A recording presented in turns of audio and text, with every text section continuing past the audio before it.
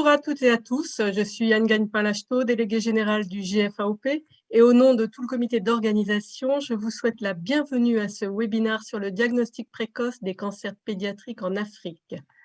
Ce webinaire est organisé par le GFAOP en partenariat avec la MCC, la SIOP Afrique, CCI, Solitaire et avec le soutien de la fondation Bristol Myers Squibb. Condé et Fatou Lamadiaï, en partenariat avec le ministère de la Santé et de l'Action sociale. Je salue tous nos collègues actuellement en Radisson Blu de Dakar qui suivent aussi ce webinaire. Professeur Cathy Pritchard-Jones de Londres et par le professeur Robert Lukumba de Lubumbashi en RDC.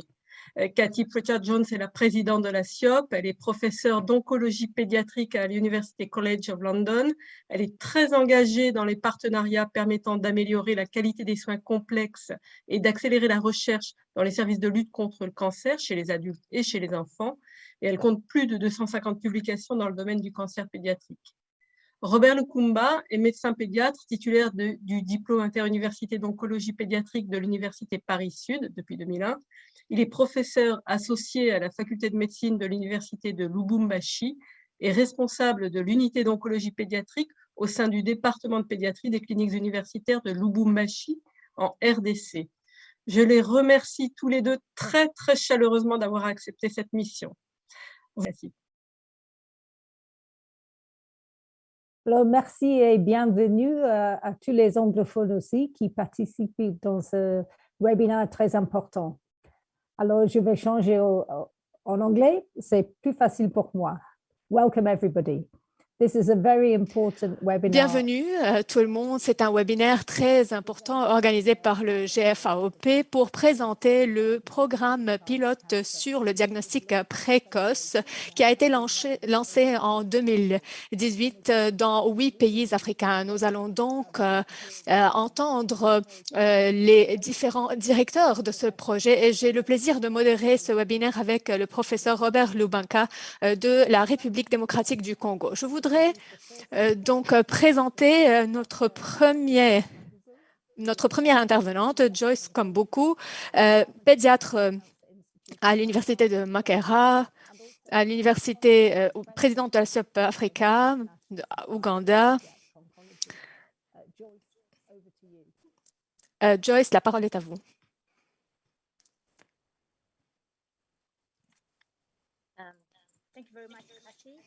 Merci, Cathy. Bonjour à tous. Je vais également parler en anglais, donc voilà pour faire ma présentation. Voilà le message de l'Afrique du Sud, du Sud qui s'est engagée à travailler sur l'oncologie pédiatrique en Afrique. Chers collègues, chers amis, bonjour et bienvenue. Demain, nous célébrons la Journée internationale du cancer de l'enfant et au nom de SIOP Afrique, je voudrais vous souhaiter une bonne journée internationale du cancer de l'enfant 2022. Une meilleure survie est très importante pour les enfants de l'Afrique et ceci est possible à travers et grâce à vous. Un proverbe swahili dit quelque chose qui va dans le sens de l'unité et la force. L'unité est la force. Sans l'unité, nous sommes faibles. Ensemble, nous pourrons travailler pour la survie des enfants atteints d'un cancer. Je voudrais donc commencer par remercier le GFAOP et les organisateurs de ce webinaire pour nous avoir invités à participer à cet événement. SIOP Afrique comprend un très grand nombre de membres et un des plus grands réseaux sanitaires en Afrique. La SIOP travaille sur la dissémination des informations par rapport aux maladies desquelles les enfants sont atteints. La population d'Afrique dépasse les 1,3 milliard de personnes, dont plus de la moitié sont des enfants ayant moins de 18 ans. Et il n'est pas surprenant que plus de 40% des cancers pédiatriques soient en Afrique. Cependant, seulement 3 enfants sur 10 survivent après un cancer. Et ceci nécessite une action immédiate. Et que faisons-nous alors face à cette situation-là? La société s'engage à coordonner les efforts en Afrique conformément à l'initiative mondiale de l'OMS, selon laquelle nous devons tous travailler ensemble pour améliorer la survie et la guérison du cancer pédiatrique de 30%. La SIOP Afrique souligne l'importance des partenariats entre des groupes qui pensent de la même façon afin de renforcer les capacités. La société se considère comme une organisation ombrelle qui s'occupe de partenariats, d'activités, qui fait en sorte que ces activités et ces programmes donc sont basés sur des initiatives éthiques. L'année dernière, nous avons publié un paquet d'initiatives pour guider la communauté internationale dans les efforts visant à améliorer les taux de survie des enfants après un cancer. Donc, ce paquet d'initiatives cherche à promouvoir nos activités sur le continent africain. Dans ce cadre-là, nous avons accordé la priorité à 3 paquets d'initiatives. Le premier paquet de services, c'est celui de la mise en place de formations pour ceux qui travaillent dans le domaine de la santé, et notamment dans le domaine du cancer. L'Afrique a besoin d'un réseau d'agents communautaires qui travailleraient donc avec les enfants atteints d'un cancer. 20 programmes de formation sont désormais disponibles en Afrique, en ligne et sur des sites spécifiques. La SIOP Afrique s'est engagée également à créer une plateforme virtuelle d'apprentissage pour répondre aux besoins éducatifs et aide ses partenaires dans cette activité prioritaire. Donc, comme l'a dit Nelson Mandela, l'éducation est l'arme la plus puissante qu'on peut utiliser pour changer le monde. La deuxième initiative, c'est le paquet de services numéro 5 qui comprend donc des lignes directrices pour lutter contre le cancer. Là, nous soulignons 2 initiatives sur le continent africain qui travaillent sur le développement de lignes directrices. Premièrement, une initiative PODC qui travaille sur des projets dans plusieurs pays africains. Ce projet vise à développer des lignes directrices pour traiter les tumeurs. Il y a également le projet ARIAP, donc des systèmes de traitement adaptés pour à l'Afrique, et ce, en collaboration avec St. Jude. Notre priorité est également le plaidoyer local et régional. Nous travaillons toujours sur le plaidoyer à la SIOP Afrique.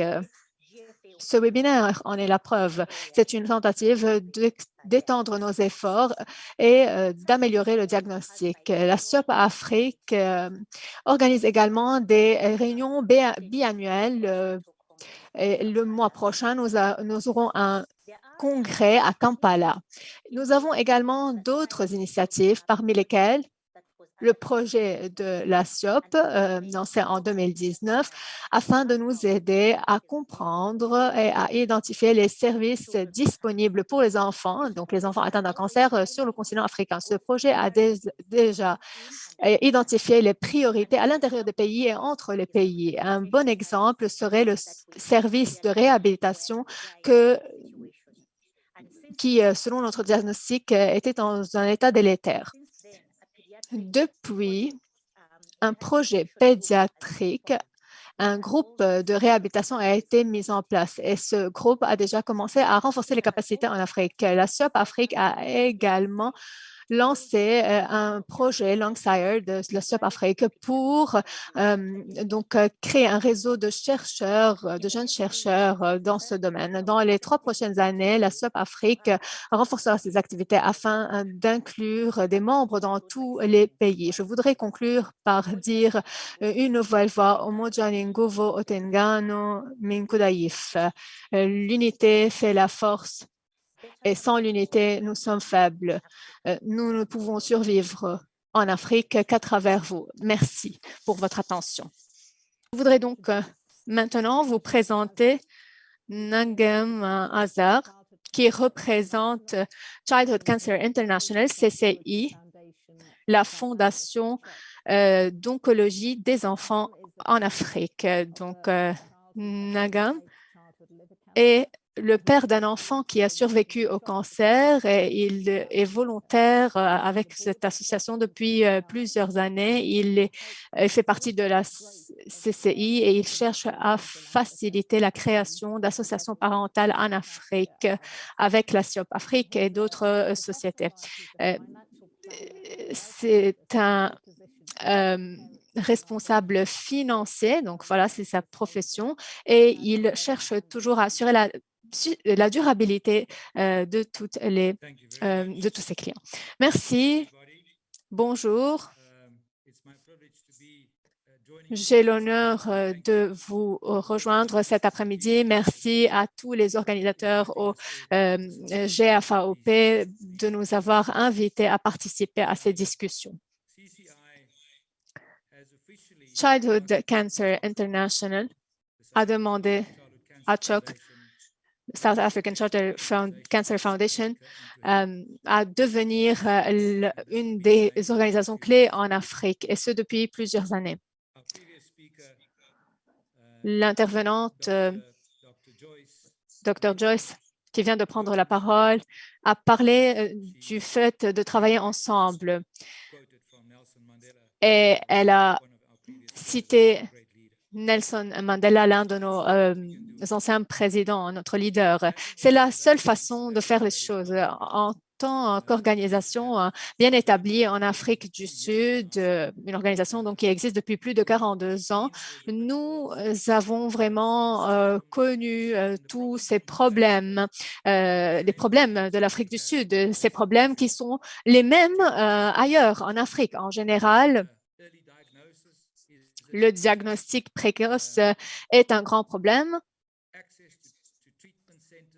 L'accès aux centres de traitement, arriver à ces centres de traitement, le transport, donc l'hébergement près des centres, c'est un problème pour ceux qui viennent de loin.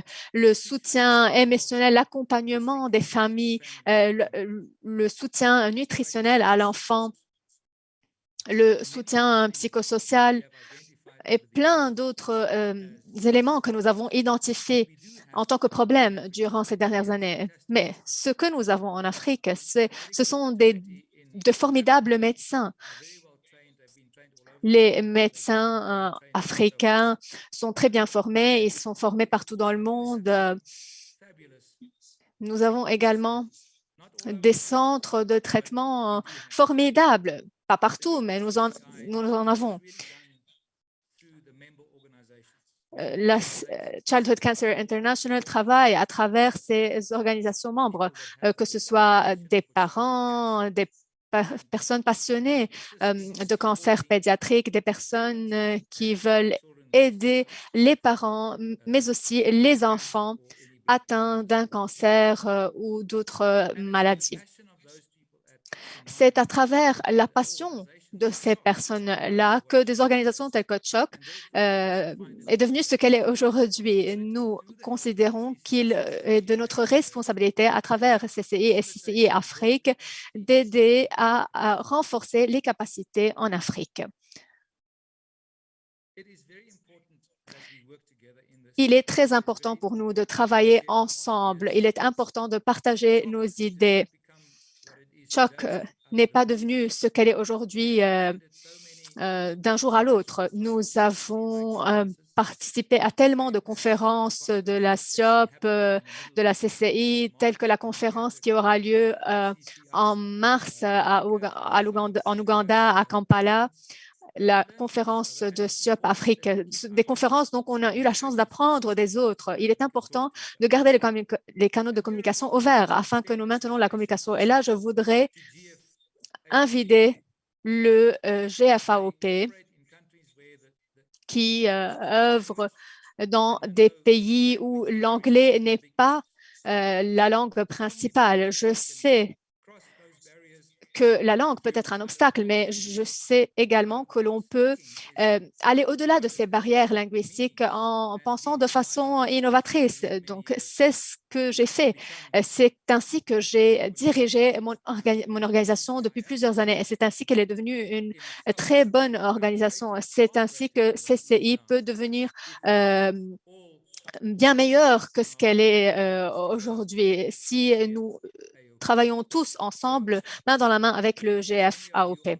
Donc, si quelqu'un parmi vous participera au congrès de Kampala, je vous invite à nous rechercher et à rencontrer les membres de CCI Afrique. Personnellement, je ne pourrais pas être présent parce que je dois assister à un mariage dans la famille et donc ma famille me tuera si je ne suis pas là. Mais les membres de CCI Afrique seront là. Vous pourrez les rencontrer. Vous rencontrerez des personnes du Zimbabwe, de Kingston et plein d'autres membres de CCI Afrique qui seront là. Durant ce congrès, il y aura également une réunion stratégique durant laquelle nous pourrons voir comment nous pouvons nous entraider et grandir ensemble. Mais ce que Chuck a fait et ce que Chuck fera à l'avenir, c'est soutenir CCI Afrique. Nous avons dispensé des formations en soutien psychosocial à des personnes en Afrique. Nous avons dispensé des formations à propos de la nutrition, du soutien émotionnel, de l'accompagnement familial et d'autres sujets également. Donc, à travers cette initiative, l'initiative GICC qui a été lancée en 2018 avec l'aide de l'OMS, je pense que nous pouvons faire beaucoup. Il est important d'impliquer nos gouvernements. En Afrique du Sud, malheureusement, notre gouvernement n'est pas vraiment impliqué dans le soutien et la guérison des cancers pédiatriques. Oui, les enfants sont dans les hôpitaux et le gouvernement est là, mais le gouvernement ne nous soutient pas, nous, en tant qu'organisation. Et je pense que nous avons le même problème ailleurs en Afrique. Mais durant la pandémie, au-delà de l'année dernière, nous avons vu comment des organisations ont été reconnues par les pays en tant que telles et ont pu bénéficier de plus de soutien. Et donc, seulement lorsque nous utilisons toutes ces installations qui sont disponibles, toutes ces organisations disponibles, et si nous parlons de la manière dont nous parlons aujourd'hui, nous pourrons, donc seulement si nous faisons cela, nous pourrons vraiment faire réussir l'initiative GICC. C'est ainsi que nous pourrons atteindre un taux de guérison de plus de 60% dans le monde. Il y a beaucoup de pain sur la planche en Afrique. Nous sommes vraiment en retard. Beaucoup de ressources sont disponibles, mais si nous ne procédons pas à un diagnostic précoce, si nous n'acheminons pas les enfants vers les centres de traitement le plus tôt possible, si nous ne fournissons pas un soutien psychosocial, tout cela sera en vain. Donc, je vous remercie pour cette opportunité que vous m'avez donnée pour vous présenter Chuck CCI Afrique. Donc, je vous invite une nouvelle fois, j'invite le GFAOP à prendre contact avec nous. Je vais prendre contact avec vous après ce webinaire pour voir comment nous pourrons nous soutenir les uns les autres et comment nous pouvons améliorer le taux de survie que nous recherchons en Afrique. Merci. Laila Hussein, qui est la présidente du GFOP. Je pense qu'elle a fait beaucoup de choses superbes et elle vient de finir le travail en Afrique. Et je pense que beaucoup d'entre vous, nous, qu'elle est du Maroc, du Rabat, elle est médecin pédiatre titulaire du diplôme interuniversitaire d'oncologie pédiatrique de l'université. Merci beaucoup, Katie. Facilité. Et donc, je voudrais commencer par remercier tous ceux qui sont connectés avec nous aujourd'hui, à remercier tous nos partenaires qui ont rendu ce webinaire possible. Et donc là, moi, je vais présenter un peu les activités du GFAOP et quelles sont les ambitions du réseau par rapport au développement de l'oncologie pédiatrique en Afrique francophone. Alors, le GFAOP, j'ai du mal à passer mes diapos, pardon.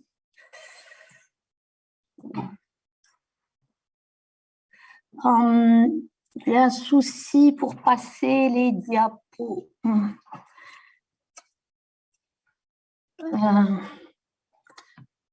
Okay, I have problem with my slides. Do you want me to take over?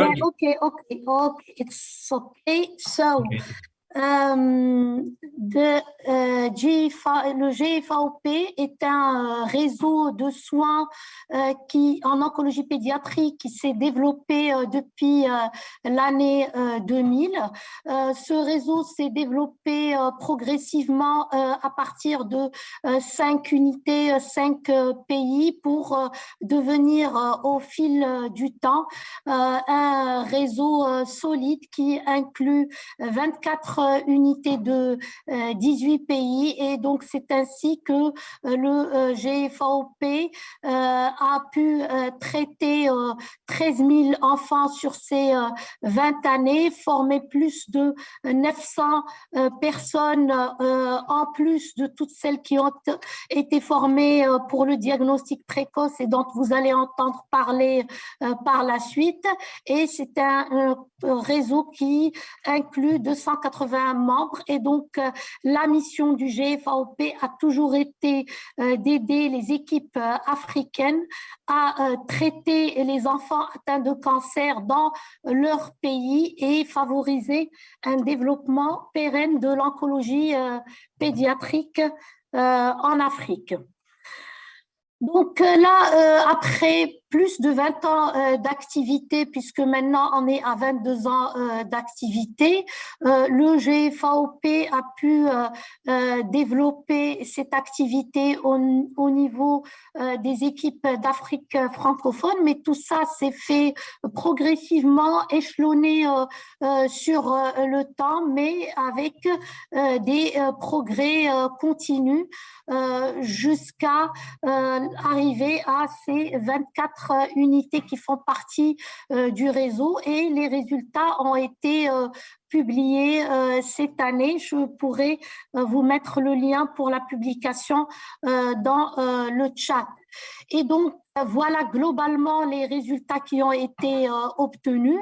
Et vous voyez que dans des pays où la survie était presque nulle, après avoir intégré le réseau et mis en place les mesures nécessaires, la survie s'est améliorée, et surtout pour les 5 pathologies prioritaires qui sont néphroblastome, lymphome de Burkitt, le Hodgkin, rétinoblastome et les LAL. Et donc, vous voyez bien des taux de survie autour de 60 à 70% des cas pour ces pathologies, et en fonction des situations. Et d'ailleurs, vous voyez bien que pour le programme rétino pied en collaboration avec l'AMCC.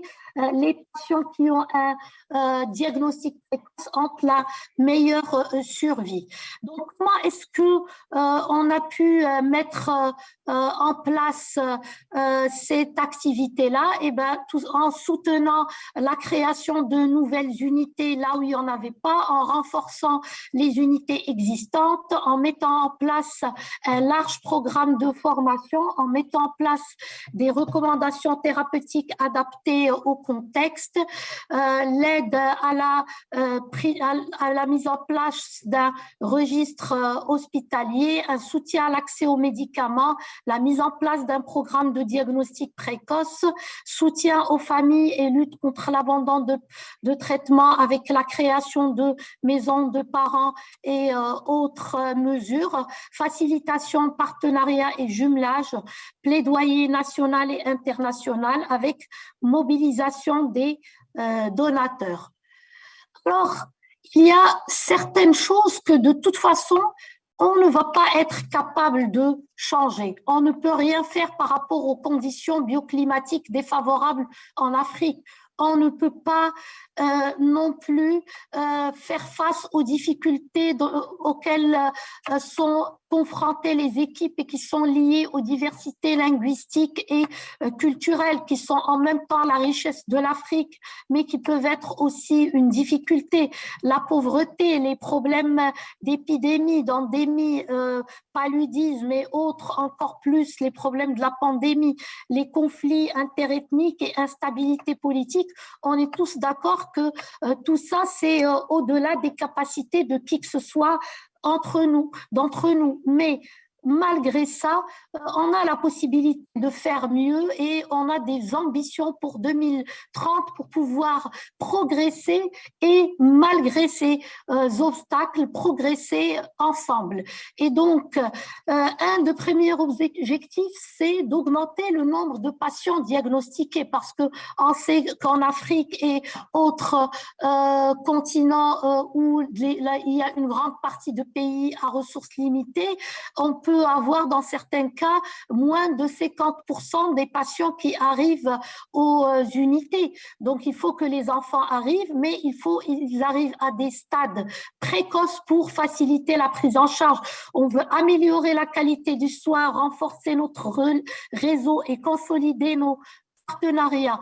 Donc, on veut surfer sur cette vague d'amélioration qui nous est offerte par le GICC, l'initiative globale de l'OMS pour le cancer de l'enfant, et atteindre en moyenne une survie de 60% pour les enfants atteints de cancer en Afrique francophone pour 2030. Alors pour ça, on a mis en place un plan stratégique.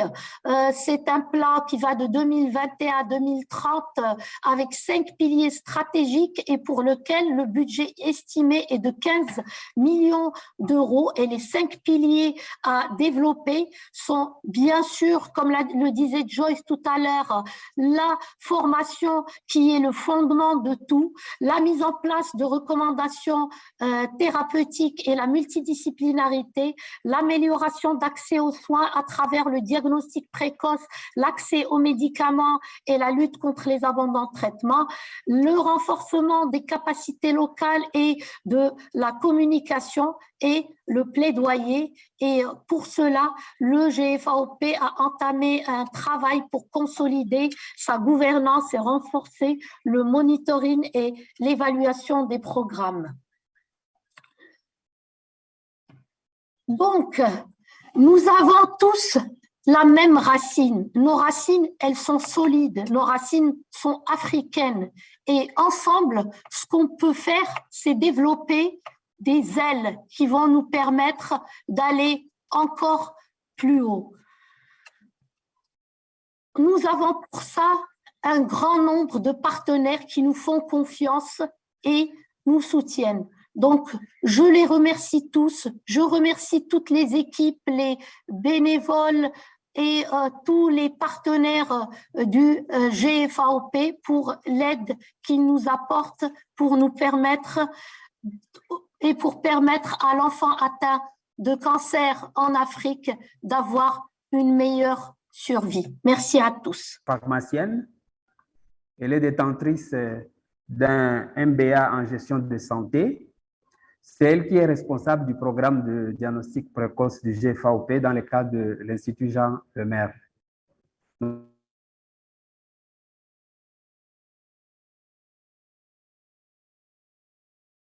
Merci Robert. Bonjour tout le monde. Je m'en vais vous présenter le bilan du programme pilote du GFAOP dans 8 pays africains, les acquis, les résultats et les enseignements.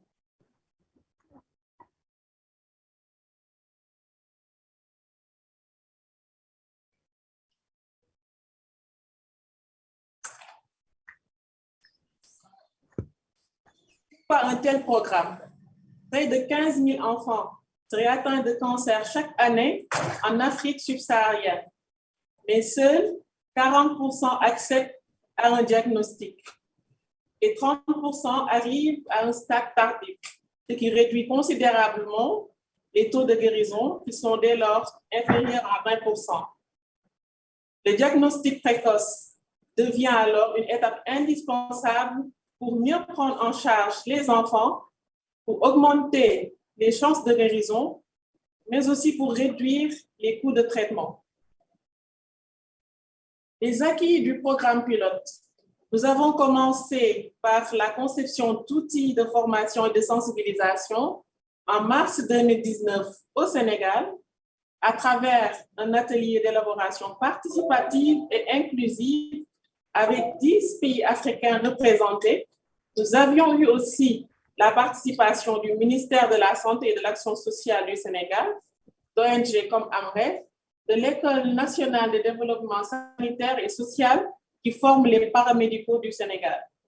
Il s'en est suivi un atelier de validation des outils élaborés en juin 2019 avec un groupe technique restreint d'oncopédiatres qui avait participé à l'atelier de conception du directeur médical du GFAOP, de AMREF, du ministère de la Santé, d'ONG centrées sur l'enfant comme Child Fund et d'associations de parents. Nous avons de ce fait élaboré des outils avec des contenus pédagogiques adaptés. Là, on a un guide du formateur, un manuel du prestataire. Ces guides, ces documents abordent les thèmes que sont les généralités sur les diagnostics précoces des cancers de l'enfant, mais aussi 5 cancers de l'enfant que sont le rétinoblastome, le néphroblastome, le lymphome de Hodgkin, le lymphome de Burkitt et la leucémie aiguë lymphoblastique. Il y a aussi un chapitre sur la référence et la contre-référence et les tâches des acteurs communautaires sur le processus de diagnostic. Nous avons créé des fiches techniques qui abordent les généralités sur la maladie, les signes d'alerte avec un focus sur le rôle de chaque prestataire de santé dans le processus de diagnostic, les traitements qui sont utilisés, mais aussi ces fiches techniques donnent des informations sur les services spécialisés de prise en charge des cancers au niveau des différents pays membres du GFAOP. Nous avons créé des affiches sur les 5 maladies, affiches qui mettent en exergue les signes de la maladie avec des messages clés. Dès l'apparition d'un de ces signes, amener rapidement l'enfant au niveau de l'établissement de santé le plus proche. Diagnostiquer précocement, les cancers de l'enfant peuvent être traités et guéris au niveau des structures spécialisées de prise en charge. Il y a eu aussi une appropriation des documents de formation par le ministère de la Santé et de l'Action sociale du Sénégal, et ceux des pays où les formations ont été pilotées. Et ces documents ont aussi été utilisés et ont servi de base à la conception d'outils de formation et de sensibilisation dans le cadre du programme Cure All de l'OMS. Toujours dans les acquis, il y a eu un développement de formation des formateurs et ou de cascade de formation des prestataires entre 2019 et 2021, avec une phase pilote, une première étape au Sénégal, qui a été suivie d'une extension à 7 autres pays d'Afrique subsaharienne, RDC, Côte d'Ivoire, Mali, Guinée-Conakry, Burkina Faso, Niger, Bénin. Il y a eu un relais de l'information à la population générale grâce à une forte implication de la presse. Les résultats. Ceci nous a permis de mettre en œuvre des formations adaptées à chaque pays avec l'implication des autorités de santé. Et pour cela, nous avons formé 1045 personnes sur le diagnostic précoce des cancers de l'enfant dans 8 pays. 170 au Sénégal, 100 en Guinée, 23 au Mali, 192 au Burkina Faso, 288 en Côte d'Ivoire, 127 au Togo, 68 au Niger et 77 en RDC. Les prestataires de santé formés par pays étaient composés de pédiatres, de médecins généralistes, d'infirmiers, de sages-femmes et d'autres prestataires, entre autres composés d'acteurs communautaires de santé, de communicateurs de santé, mais aussi de techniciens supérieurs de santé ou du personnel des ministères de la Santé. Les principaux enseignements du programme. La mise en œuvre du projet est plus facile avec l'implication des autorités de santé. La mutualisation avec d'autres associations est possible. On a eu à travailler avec l'AMCC et Solter dans la mise en œuvre des formations au niveau de certains pays. On a eu des retours positifs des formés et des formateurs avec une maîtrise des signes d'alerte, une reconnaissance facile des signes d'alerte. Le référencement rapide d'enfants présentant des signes d'alerte est possible avec ces formations. Par contre, la contre-référence et le retour à propos des enfants référés est quasi inexistant. Il y a eu de fortes variations des coûts des formations en présentiel selon les pays.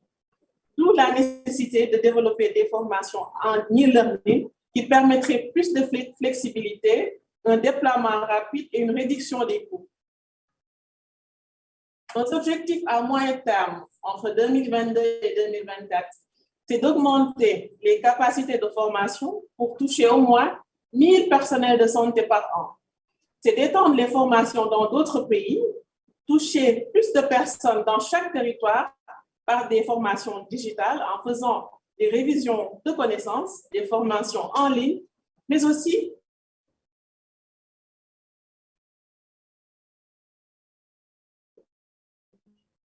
plaidoyer et sensibiliser plus largement le grand public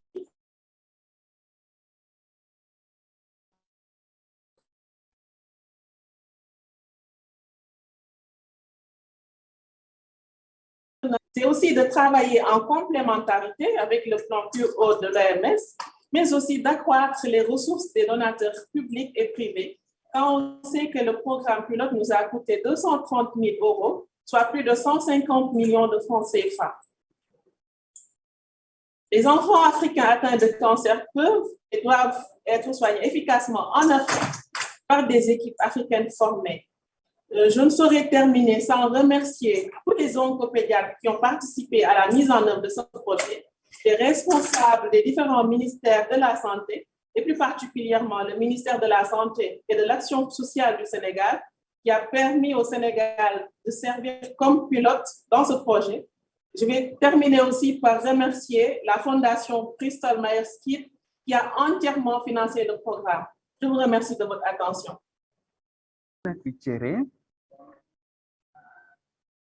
Lynn Kuchéré, elle est pédiatre de la faculté de médecine en Côte d'Ivoire.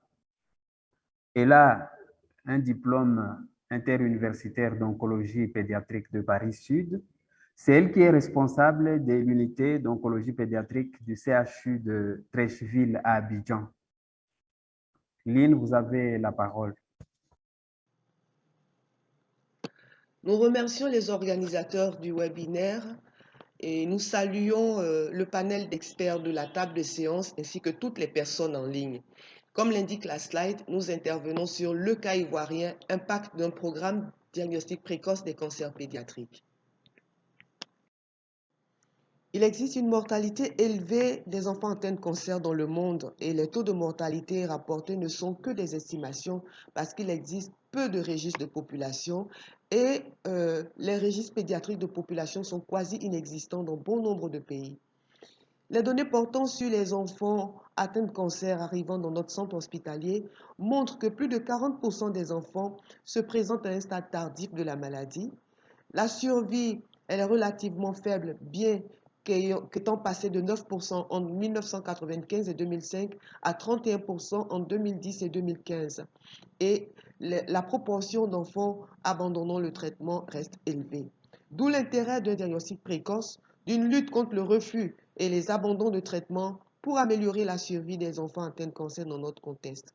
Nous avons initié 2 programmes, un programme de lutte contre les abandons de traitement et un programme diagnostic précoce des cancers de l'enfant. Pour nous, le programme diagnostic précoce a pour but de réduire la proportion de tumeurs monstrueuses, des formes classées au risque d'emblée, pour laisser place à des formes situées à des stades précoces de prise en charge aisée. En d'autres termes, le diagnostic précoce a pour but de réduire la proportion de tumeurs monstrueuses qui jalonnent notre pratique quotidienne pour n'en faire que des formes historiques. Nous pourrons alors dire que l'objectif de ce programme a été atteint. Donc, en Côte d'Ivoire, nous avons initié un premier programme diagnostic précoce en 2015 qui était composé de 2 activités principales, l'information, la sensibilisation d'une population cible sur le terrain. Et cette information était relayée par la presse, largement relayée par la presse audiovisuelle et écrite pour atteindre le maximum de personnes. La deuxième activité est la formation des médecins de proximité pour renforcer leur capacité en oncologie pédiatrique en mettant l'accent sur les signes d'appel des cancers pédiatriques à leur début, de manière à favoriser la référence précoce des malades dans les centres spécifiques de prise en charge. Nous avons, donc pour évaluer ce programme, nous avons réalisé une étude centrée sur les 5 cancers courants de l'enfant dans notre contexte, que sont les lymphomes, le rétinoblastome, le néphroblastome, les leucémies, les sarcomes des tissus mous. Et nous avons procédé à la comparaison des délais de prise en charge, des stades au diagnostic et de la survie des patients avant l'initiation du programme et 3 ans après. Quels étaient nos résultats? Pour les activités de formation des médecins de proximité, 7 sessions de formation ont été réalisées, dont 5 dans la ville d'Abidjan et son agglomération. Ces sessions ont permis de former 172 agents de santé, dont 135 médecins généralistes et 19 pédiatres. Les activités d'information et de sensibilisation de la population avaient pour cible des populations variables et le nombre de personnes formées en présentiel était de 1020 de niveau d'éducation. Voici quelques images donc de ce premier programme de formation. À gauche, une photo de l'atelier de validation du manuel utilisé pour la formation et cet atelier a été fait sous la supervision du programme national de lutte contre le cancer avec la présence de représentants du ministère de la Santé le 15 octobre 2015. À droite, une photo marquant la fin d'une formation de médecins de proximité et comme l'indique le panneau à l'arrière, ce sont des formations qui étaient financées par la Fondation Solter à qui nous réitérons donc nos remerciements. La comparaison des délais de prise en charge et des stades au diagnostic montre qu'il n'y a eu aucune différence avant et après la mise en œuvre du programme. Aucune différence constatée sur les 2 périodes d'études. Les délais de consultation, les délais de référence restaient inchangés et la proportion de malades à des stades avancés restait identique avant et 3 ans après. Et comme nous pouvons le voir, concernant la survie non plus n'a pas été modifiée. Plusieurs raisons de cette absence de modification ont été identifiées. Primo, la formation était orientée vers les médecins uniquement et seuls 2,3% de l'effectif des médecins travaillant dans les structures sanitaires publiques ont été formés. Et lorsque l'on examine le ratio personnel de santé habitant, l'on se rend compte que le ratio infirmier-habitant est plus favorable aux populations que le ratio médecin-habitant. Qu'est-ce que cela veut dire? Cela veut dire que le malade qui consulte dans une structure sanitaire située au premier ou au deuxième niveau de la pyramide de soins a plus de chances d'avoir une consultation avec un infirmier qu'avec un médecin. Et d'ailleurs, la consultation infirmière est bien développée dans notre contexte. Elle constitue la seule consultation qui existe dans certaines structures sanitaires de premier niveau. Donc, l'infirmier est un maillon essentiel de la prise en charge des malades dans notre contexte et cette formation doit être étendue aux infirmiers et autres professionnels de santé assimilés tels que les sages-femmes. Secondo, la sensibilisation et l'information restent limitées aux populations des grandes villes, notamment de la ville d'Abidjan, et il faut étendre cette activité aux zones rurales. Les autres raisons identifiées ont été regroupées sous le vocable d'insuffisance du système de santé. Il s'agit de l'absence de couverture médicale nationale. Moins d'1% de la population dispose d'une assurance maladie à titre personnel. De plus, quand bien même le programme diagnostic précoce des cancers de l'enfant aurait été bien conduit au point d'entraîner une réduction des délais de consultation et des délais de référence, ce gain de temps serait absorbé par un retard dans la réalisation du bilan avant la mise en route du traitement, parce que ce bilan a un coût et il est à la charge des populations quand on sait que l'indice de pauvreté est en hausse dans ce pays. Le niveau du plateau technique ne permet pas la réalisation de certains examens à visée diagnostique localement. Donc, des prélèvements partent hors du pays avec un certain délai pour le rendu du résultat. Enfin, il n'existe pas de subvention du traitement du cancer de l'enfant et ce traitement a un coût et ce coût est à la charge des familles. Et ce coût n'est pas à la portée de la bourse de bon nombre de personnes. Donc, en décembre 2020, nous avons initié le programme diagnostic précoce, formation en cascade, qui a été mis en place par le GFAOP à travers les activités de l'Institut africain de formation en oncologie pédiatrique. Et ce programme a permis de former près de 300 agents de santé en l'espace d'un an, composés de médecins, d'infirmiers et sages-femmes et des agents communautaires. Il vient ainsi répondre à la préoccupation du premier programme qui était d'étendre la formation aux autres professionnels de santé. Ces formations ont été réalisées dans les villes d'Abidjan et de Bouaké. Et pour les prochaines cascades, il y aura une collaboration GFAOP-Solter. L'objectif 2022 est de former plus de 300 agents de santé. Parallèlement à ce programme, nous prévoyons un plaidoyer auprès des autorités de la Côte d'Ivoire pour une subvention du bilan du traitement des cancers de l'enfant, pour la mise à niveau du plateau technique et, on ne le dira jamais assez, un diagnostic précoce sans mesure de lutte contre les insuffisances du système de santé ne peut avoir d'impact sur la survie globale de nos patients. C'est là que l'initiative Cure All de l'OMS prend toute son importance parce qu'en plus de fournir une assistance médico-technique aux États, elle implique les États qui participent activement à la lutte contre les cancers de l'enfant localement. Nous vous remercions pour votre attention. Après ces collègues-là pour vous parler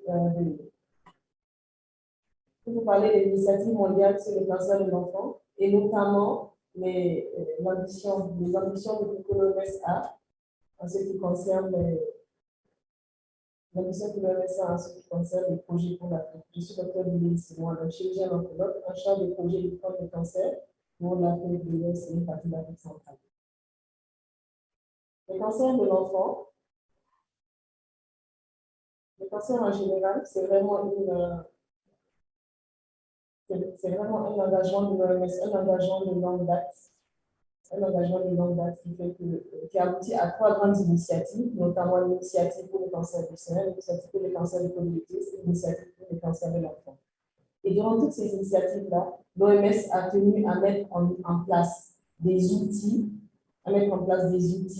et notamment pour mettre en avant la détection précoce. La détection précoce, comme vous l'avez tous dit, c'est vraiment un outil essentiel, c'est vraiment une approche essentielle pour avoir le maximum de résultats et l'atteinte de la survie pour tous les types de cancers. Bien sûr, la main-d'œuvre, c'est très important de mettre à l'avant la main-d'œuvre, les ressources humaines, le plan d'investissement pour le cancer pour atteindre plus de 7 millions de vies sauvées et ce qui permettrait bien sûr d'atteindre les objectifs du millénaire. En ce qui concerne la couverture sanitaire universelle, bien sûr, pour atteindre les objectifs du millénaire, il faut intégrer la prise en charge du cancer dans la couverture sanitaire universelle. Il ne suffit pas seulement d'avoir des structures de santé en nombre, mais il faut que ces structures de santé soient accessibles, soient de qualité et soient abordables pour tous. Et cela seulement permettra d'avoir une équité. Les autorités sanitaires doivent non seulement prioriser la prise en charge du cancer, mais également investir judicieusement, aussi bien dans le matériel que dans les ressources humaines, les ressources qui leur sont allouées. L'initiative mondiale du cancer de l'enfant, elle est née dans un contexte. Il se trouve que plus de 400 000 enfants sont diagnostiqués chaque année de cancer, avec une profonde inégalité quand on a bien sûr 4 enfants sur 5 qui survivent dans les pays développés. Nous avons à peine, dans le meilleur des cas, un enfant sur 5 qui arrive à atteindre 5 ans. 5 ans de survie dans les pays à revenus faibles et intermédiaires. Et cette survie est vraiment la cible. C'est la cible de notre initiative, atteindre plus de 60% de survie à 5 ans pour les enfants et pour tous les enfants au moins être soulagés de leur souffrance. Cela permettrait de sauver 1 million d'enfants d'ici 2030. Depuis que cette initiative a été mise en place en 2018, nous avons maintenant plus de 50 pays qui ont adhéré à cette initiative et plus de 120 partenaires que vous voyez qui sont là avec l'approche Cure All que nous avons développée avec nos partenaires, notamment Saint-Jude. Bien sûr, Cure All, c'est quoi? C'est 4 grands piliers. C'est un ensemble technique de soins complets qui sont là pour aider les pays pour mettre en œuvre la stratégie mondiale de lutte contre le cancer de l'enfant. Bien sûr, on commencera par le C. Le C, c'est les centres d'excellence et les réseaux d'excellence. Et ces réseaux d'excellence-là, c'est ce que, bien sûr, nous nous attelons à faire, mais également intégrer la couverture sanitaire universelle, intégrer les cancers d'enfants dans la couverture sanitaire universelle, sans oublier, bien sûr, l'élaboration de protocoles et de directives et de technologies innovantes pour la prise en charge de ces enfants, associés, bien sûr, à un suivi et évaluation. Et pour levier, un des leviers forts pour atteindre ces objectifs-là, ce serait le plaidoyer, la mobilisation de ressources en lien, bien sûr, avec la gouvernance et les politiques sanitaires. C'est ce que nous nous évertuons à faire. Il y a 10 grands axes pour lesquels les cancers de l'enfant, que Cure All a développé et que les dirigeants peuvent choisir à tour de rôle, bien sûr, et qui peuvent hiérarchiser dans le but d'atteindre ces objectifs-là. Il faut commencer, bien sûr, par une analyse des systèmes de santé en matière de prise en charge des cancers qui aboutira à l'élaboration de stratégies de lutte contre le cancer. En Afrique, voilà le tableau que nous avons. Le tableau que nous avons, malheureusement, vous voyez, l'Afrique possède le plus grand nombre de pays qui ont un plus faible taux de survie des cancers de l'enfant. L'Afrique subsaharienne, vous voyez, on n'est pas vraiment daté.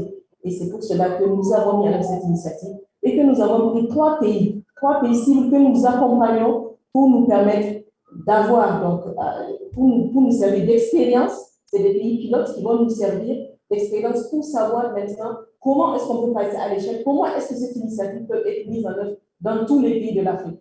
En ce moment, nous avons beaucoup de résultats, de très bons résultats avec ces pays, notamment le Sénégal, qui vient d'intégrer la lutte contre le cancer de l'enfant comme un axe prioritaire dans son nouveau plan cancer qui est en train d'élaborer. La grande problématique qui empêche la survie, c'est quoi? C'est vraiment le problème d'accès aux médicaments. L'accès aux médicaments est essentiel. Il y a un problème urgent. Les marchés sont fragmentés, les financements sont limités au niveau du service public. Le service public, il ne finance pratiquement pas du tout le secteur des médicaments pour les cancers de l'enfant. Ce qui fait qu'il y a pour conséquence que les prix sont extrêmement élevés, 7 fois plus élevés dans les pays à revenus faibles et intermédiaires que dans les pays développés. Ce qui est vraiment un paradoxe. Et malgré le prix, nous avons les médicaments qui sont de faible qualité, souvent qui sont même falsifiés, et avec les parents qui payent de leur poche. Et malgré tout, ils n'ont pas accès. Nos pays n'ont pas accès à ces nouveaux produits, à ces techniques innovantes de traitement. La plateforme mondiale pour l'accès aux médicaments de l'enfant, ce sera le moyen d'avoir l'équité, de rétablir l'équité d'accès aux médicaments pour tous les enfants, quelle que soit leur place, quelle que soit leur position dans cette planète, particulièrement en Afrique, où vous avez vu le tableau que nous avons. Cette plateforme, nous l'avons mise en place après de longs mois de travail avec la mise en collaboration des différents partenaires, aussi bien des agences d'approvisionnement que des gouvernements, que du secteur privé, bien sûr, pour voir comment accéder à ces médicaments. Et d'ici le 4e trimestre, nous aurons 12 pays déjà qui pourront bénéficier de ces médicaments. 12 pays dans le monde, bien sûr. Et c'est pour atteindre donc notre ambition. Notre ambition, c'est vraiment cette situation optimale-là, c'est que l'achat des médicaments puisse se faire par le secteur public. C'est cela seulement qui va permettre d'avoir un contrôle réglementaire rigoureux et des produits abordables et de qualité pour ces enfants. Et ça, cette plateforme mondiale permettra de répondre aux priorités des pays. Parce que 85% des pays qui sont soutenus nous ont redemandé encore un soutien supplémentaire pour l'accès aux médicaments. Ce qui montre que c'est vraiment l'accès aux médicaments. On fait la détection précoce, mais c'est vrai que l'accès aux soins, aux médicaments est essentiel pour atteindre cette société que nous cherchons. Parce qu'il faut, pour que les traitements marchent, pour que l'enfant se rétablisse et une guérison, une rémission, il nous faut des traitements, des médicaments abordables, disponibles, accessibles et d'une qualité garantie. Et cette approche sera possible parce que d'ici 2024, nous espérons avoir plus de 30 pays qui seront enrôlés, qui vont bénéficier de cette plateforme, mais également la mobilisation des ressources parce qu'il y aura plusieurs donateurs qui vont aider avec des points régionaux, non seulement pour les médicaments, mais également pour la recherche et l'innovation. Et nous allons également élargir cette gouvernance et le marché des médicaments. D'ici 2027, nous espérons qu'il y ait plus de 50 pays.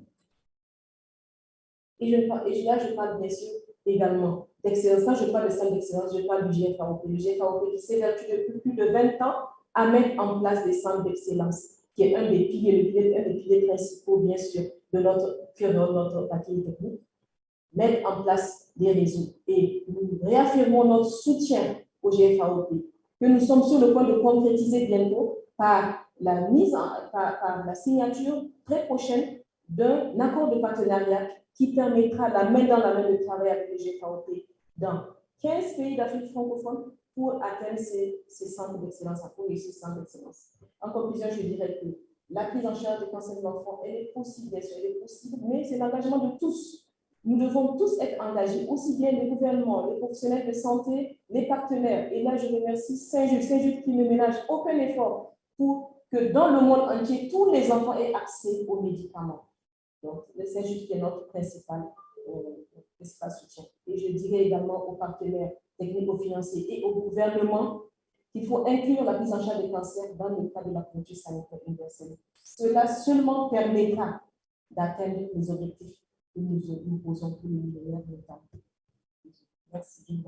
Excellente présentation qui ouvre pour nous beaucoup d'opportunités. C'est des excellentes nouvelles pour nous et vraiment nous mettons beaucoup d'espoir dans ce plan de l'OMS qui est là pour nous soutenir. Alors, j'ai vu une question dans le chat.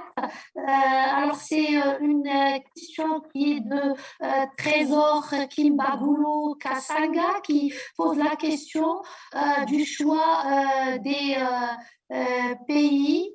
Par rapport, c'est la question est plus pour Dr Dillet, c'est pourquoi sur quels critères vous avez posé le choix pour le Sénégal, la Zambie et le Ghana? Quels sont les critères de choix pour les sites pilotes de l'OMS?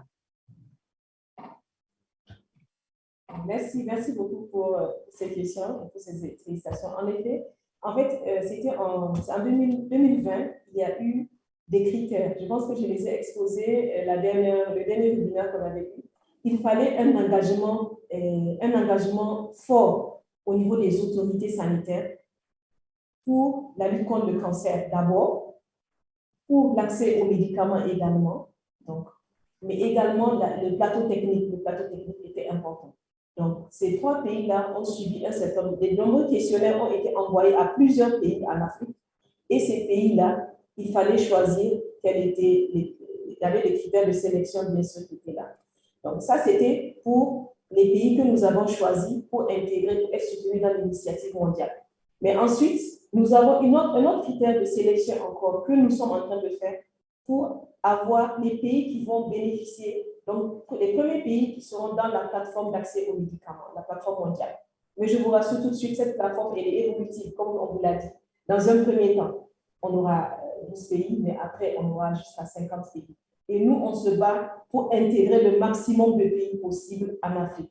La dernière fois, on a eu une discussion pendant des heures avec des collègues de Saint-Just qui sont là, parce qu'on s'est dit, nous, en Afrique, vous savez, on est tout en rouge. Donc, il n'y a pas de raison qu'on ait moins de pays. Nous, on veut avoir, on dit 2 pays, on dit non, non. Nous, on veut 5, 6, 7 pays, on ne veut pas 2, 3 pays. Donc, ne vous en faites pas, vous avez vraiment des avocats ici qui se battent également à vos côtés pour avoir le meilleur pour les cancers de l'enfant. Merci. Je vous enverrai les documents après, si vous voulez. On aura les Merci.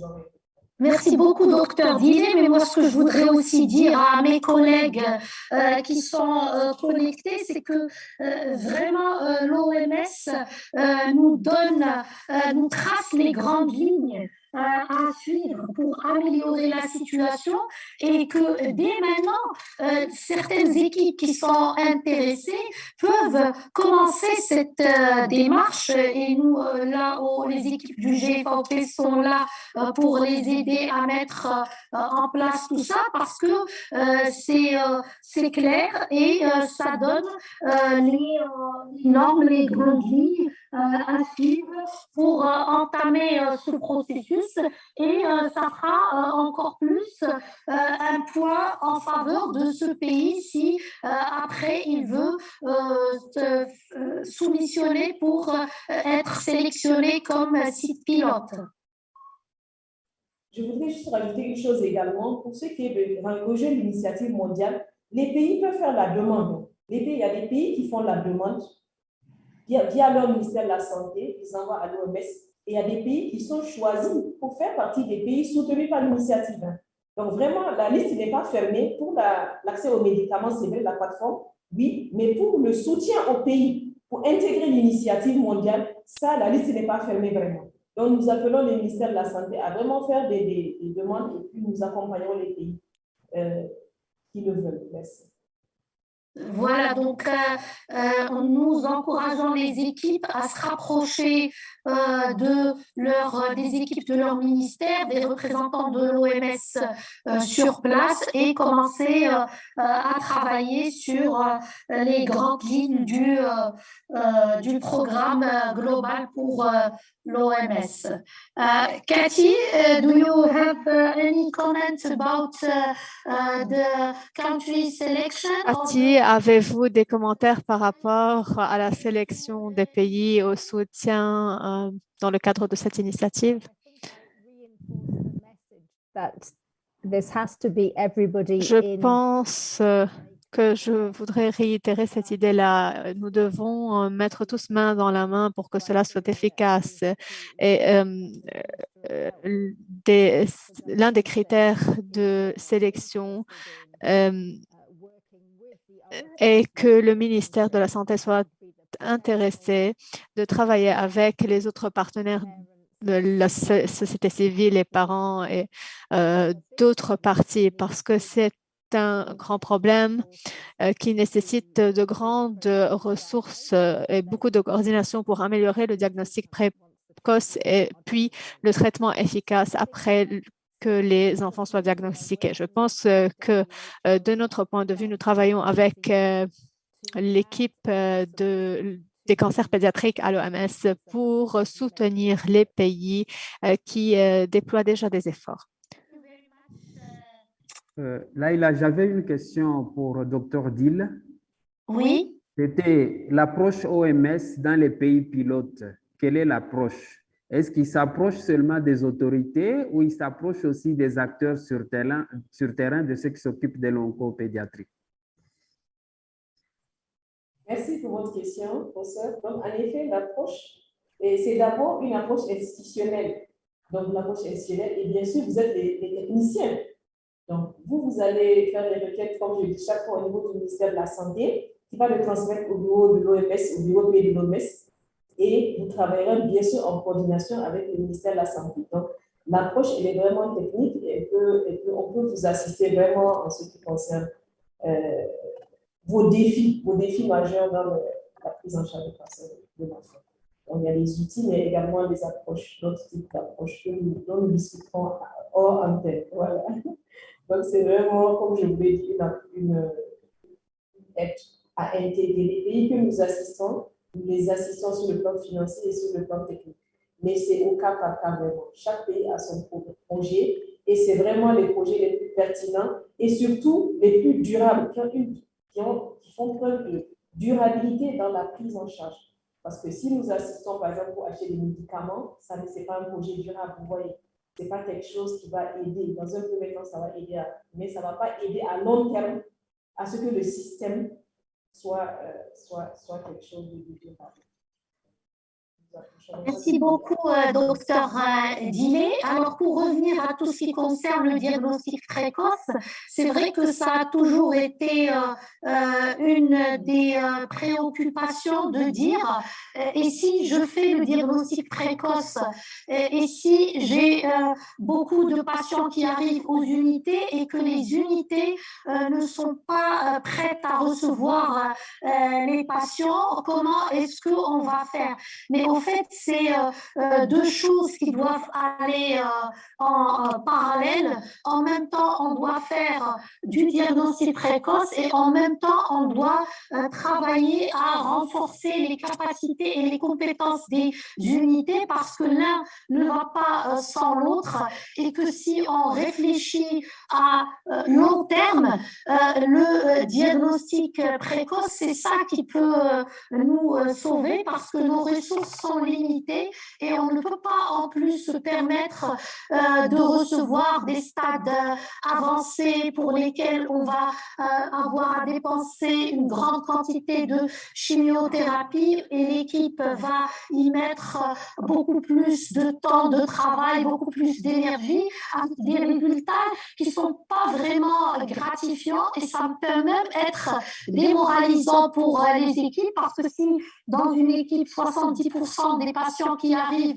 à des stades où on ne peut plus être curatif, et ben c'est complètement démoralisant et ça explique que beaucoup de soignants des équipes d'oncologie pédiatrique, au bout de certaines années d'exercice, et ben ils n'en peuvent plus et veulent partir. Mais par contre, si on commence à recevoir des malades précocement, même si au départ ça fait une charge de travail supplémentaire, après, si on développe les capacités des équipes en parallèle, et ben, on va pouvoir avoir des meilleurs taux de survie, ce qui est très motivant, très encourageant pour tout le monde. Est-ce qu'il y a d'autres commentaires par rapport à ça? Surtout par rapport à l'apport du diagnostic précoce pour améliorer le pronostic. Nagm, what do you think about the early diagnosis? Que pensez-vous du diagnostic précoce et comment ceci pourrait-il améliorer la survie chez les enfants? Je vais réitérer ce que vous avez dit sur le diagnostic précoce. En fait, le coût du diagnostic précoce est bien moins, est moins cher que le diagnostic à des étapes avancées. Et les équipes médicales doivent être sûres qu'elles sont vraiment prêtes. Et en fait,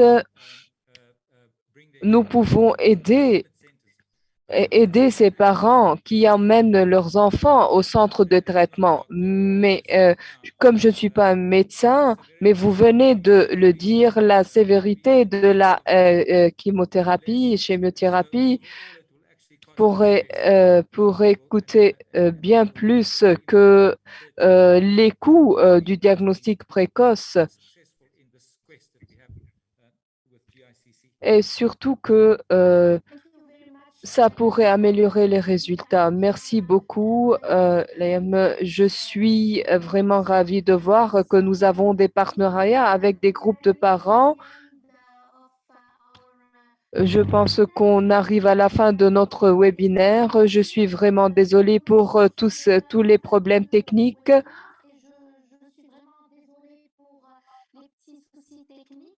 On mettra les vidéos sur des sites et on vous enverra les contacts. Mais avant de conclure, je voudrais... pardon, il faut couper un micro. Je vais passer rapidement le micro aux participants pour avoir un dernier mot de la fin. Donc, on a eu un mot de la part du groupe du Parent Childhood Cancer International en la personne de Negm. Alors, docteur Dillet, un dernier mot de la fin, puis Cathy et Joyce. Lynn aussi. Merci Leila, merci beaucoup. Merci pour cette réunion. Merci à tous pour les excellentes présentations. Je vais juste répondre à une petite question qui était dans le chat. Pourquoi l'OMS s'intéresse qu'aux médicaments? Vous l'avez bien vu, le paquet technique, ce ne sont pas que des médicaments. Le paquet technique de l'OMS, c'est vraiment un paquet qui prend en charge une vision holistique de la prise en charge des cancers de l'enfant. Mais j'ai plus insisté sur les médicaments parce que, comme on vous l'a dit, plus de 85% des personnes soutenues ont demandé vraiment l'accès aux médicaments, parce que l'accès aux médicaments est un challenge. C'est vrai, on va faire le diagnostic précoce, c'est clair, mais pour traiter, il faudra quoi? Il faudra des médicaments accessibles, de qualité, abordables.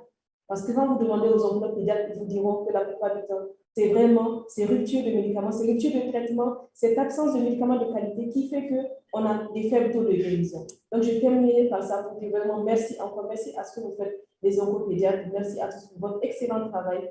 Et nous sommes là, nous allons accompagner le GFAOP et vous accompagner pour l'Afrique francophone, bien sûr.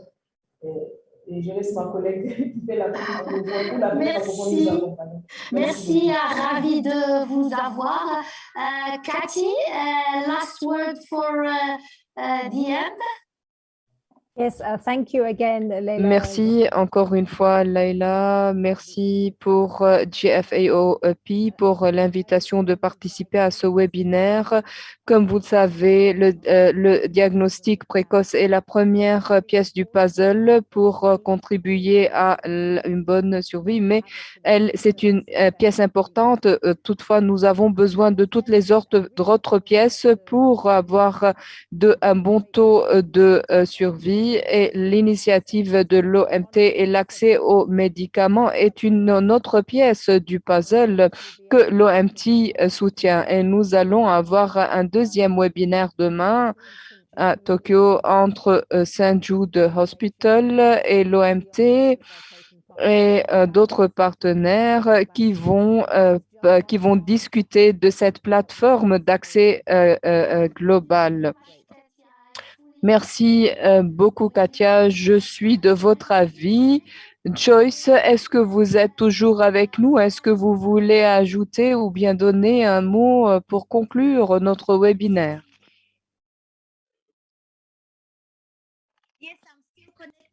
Oui, je suis toujours avec vous. Alors, je voudrais remercier le SIOP pour avoir mener ce travail et avoir vraiment posé des défis pour nous en Afrique. En fait, beaucoup de fois, nous ne faisons que du travail bureautique, mais nous ne disséminons pas assez les informations au sein de notre pays avec les pays voisins. Merci encore une fois de nous avoir invités et de nous avoir vraiment impliqués dans cette initiative. Et je voudrais encore une fois inviter tout le monde au congrès international en Afrique qui aura lieu prochainement. Alors, la quatrième conférence continentale africaine qui aura lieu le mois prochain. Merci beaucoup, Joyce.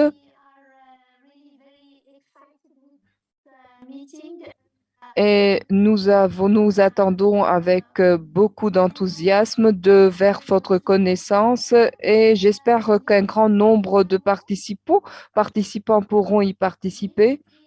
Lynn et Fatou du Sénégal. Lynn, sinon Fatou Lama, la parole est à vous du Sénégal. Vous êtes toujours avec nous? Merci. Juste dire que ce fut un plaisir de participer à ce webinaire comme panéliste. Merci à tous les connectés avec les brillantes présentations. Nous espérons que tous ensemble, on va booster le diagnostic précoce et améliorer la survie des enfants. Merci à tous et la salle, depuis le Radisson Blu, tout le monde vous suit en direct. Merci. Merci beaucoup. Bien bonjour à tous nos collègues du Sénégal et on est vraiment heureux pouvoir ainsi réunis ensemble. Nous vous souhaitons d'excellents travaux et donc à mon tour aussi de conclure et je vais dire que j'ai retenu deux éléments essentiels qui ont été répétés. C'est que première des choses, c'est que on n'arrivera à rien si on n'arrive pas tous ensemble en réseau, réseau national, réseau continental, réseau international et il n'y a que comme ça qu'on peut progresser, surtout que maintenant on a un cadre de travail qui est bien tracé, bien codifié, qui est celui de l'OMS qui va nous permettre de parler le même langage. Aujourd'hui, on a parlé diagnostic précoce, mais comme ça a été dit par Dr Dillet et par Cathy, ceci n'est que une pièce du puzzle et il faut avoir toutes les pièces ensemble pour compléter le tableau et donc à chacun d'entre nous, dans son pays, dans son contexte, la charge de mettre en place les pièces qu'il faut et dessiner le tableau qui est compatible avec les réalités locales. Le GFAOP est là pour vous aider. Je vous remercie tous pour le travail extraordinaire qui est fait sur place, surtout sachant tous les obstacles auxquels font face les équipes. Je remercie sincèrement les équipes, je remercie nos partenaires, l'OMS, la SIOP, l'ANCC et tous les autres partenaires du GFAOP. Je vois avec nous le représentant d'ABCFAO, le CCI et je remercie aussi la Fondation BMS pour le soutien qu'elle a apporté à cet excellent programme et qui reste à étendre et à développer. Merci à tous, excellente journée et à très bientôt, j'espère. Merci à vous.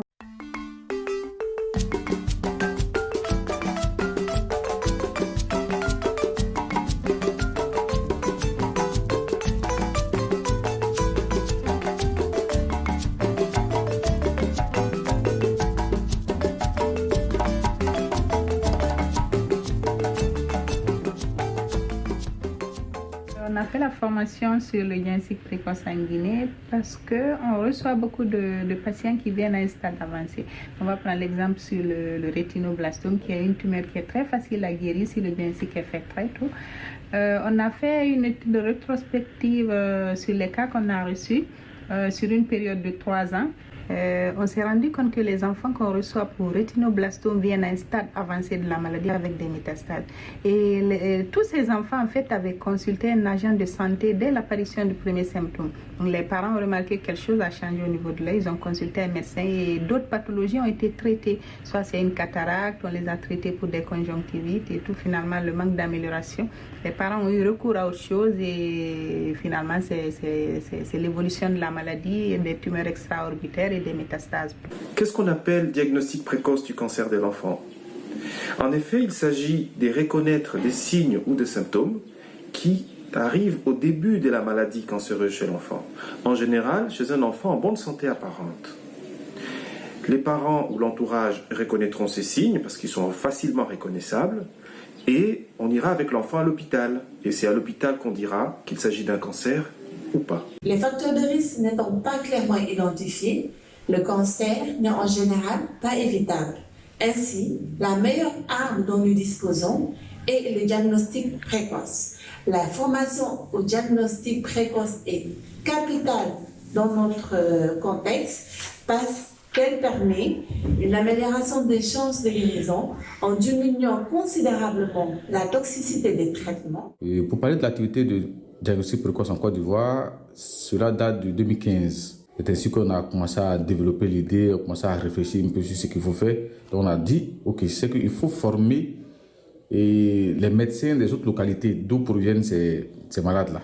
Par exemple, un projet, on a soumis ça au Programme national de lutte contre le cancer, qui à son tour a fait valider ça par le ministère de la Santé.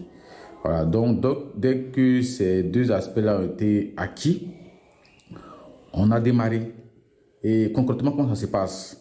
Lorsqu'on cible une localité et qu'on retient une date, on est d'abord un TDA qu'on soumet au Programme national de lutte contre le cancer, qui lui à son tour, au vu du TDA, produit une note technique qu'il adresse à la Direction générale de la santé au sein du cabinet du ministère de la Santé. Voilà, donc cette activité a commencé en 2015 et 2015 jusqu'à début 2020, elle était essentiellement adressée à l'endroit des médecins. Pour une meilleure efficacité de ces formations, il faut une implication franche du ministère de la Santé dans ce programme qui est un maillon indispensable pour la lutte contre le cancer chez l'enfant. Cela passe par la répétition et l'extension de ces formations à tous les échelons de la pyramide sanitaire.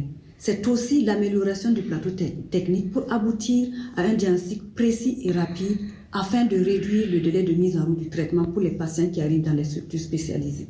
À terme, cela permettra de réduire le taux d'abandon et de refus de traitement.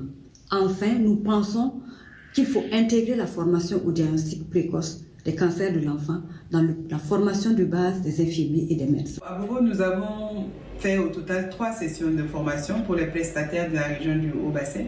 3 sessions qui ont regroupé au total une centaine de prestataires. Et au cours de ces formations, nous avons utilisé plusieurs outils. C'était essentiellement d'abord les outils communément utilisés par toutes les unités, c'est-à-dire le guide du formateur, le manuel du prestataire, mais également les affiches et les fiches techniques. Mais en dehors de ces outils qui nous ont été donnés par le GFAOP, nous nous sommes basés aussi sur les fiches de référence et contre-référence qui sont déjà utilisées localement et en général dans le système de santé au Burkina Faso. Le but, c'était d'apporter des adaptations utiles pour favoriser le diagnostic rapide des enfants atteints de cancer pour un diagnostic le plus précoce possible. Les autres moyens utilisés pour la sensibilisation du personnel soignant et du public sont les photos prises chez les enfants avec rétinoblastome à différents stades dans le service d'ophtalmo après consentement éclairé, les affiches parents qui ont été affichées dans certaines églises catholiques et écoles catholiques, ainsi que les émissions diffusées par Zoom à travers toute la République démocratique du Congo. La formation au diagnostic précoce a apporté un grand changement de notre pratique quotidienne. Et depuis la fin de cette formation, 2 semaines après, on a eu 2 cas. Un cas de néphroblastome et un cas de néphroblastome qui nous sont arrivés de la région de Maradi. Ces enfants sont arrivés à un stade très précoce et je pense que s'ils font correctement leur traitement, ils seront guéris. Et on a constaté aussi un grand engouement au milieu de nous et une étroite collaboration, je dirais, depuis cette formation qui fait que dès qu'ils ont un cas suspect, ils nous appellent et on discute du bilan qu'il faut faire. Depuis le mois d'août 2021, au Bénin, une série de formations sur le diagnostic précoce du cancer de l'enfant a été initiée. Cette formation a été adressée au personnel médical et paramédical de tous les départements du pays. À l'issue de cette série de formations, il est important d'évaluer l'efficacité de ces formations afin de les améliorer. Pour ce, 3 axes d'évaluation et d'amélioration ont été identifiés. Le premier axe concerne l'extension de la formation au personnel intervenant dans la prise en charge des enfants. Le deuxième axe concerne la mise en place de points focaux dans tous les départements afin que le diagnostic précoce du cancer de l'enfant soit fait à temps et que les références soient effectives et rapides vers l'unité d'oncologie pédiatrique de Porto-Novo. Le troisième axe concerne le registre du cancer de l'enfant. Ce registre a été mis en place en 2018 dans notre hôpital et l'étude de ce registre nous permettra d'évaluer la progression du nombre de cas diagnostiqués précocement, d'évaluer l'efficacité de la prise en charge et également le pourcentage d'enfants guéris. La formation est venue à son heure, comme tout le monde l'a constaté, parce que ça nous a permis vraiment de pouvoir reconnaître les types de cancer chez l'enfant. Ce qu'on peut dire aux parents, c'est de vraiment bien observer leur enfant. D'abord, suivant les cancers qu'on a eu à nous exposer. Voilà, et c'est des cancers qui peuvent être guéris. C'est des cancers qui peuvent être guéris si le diagnostic est fait précocement.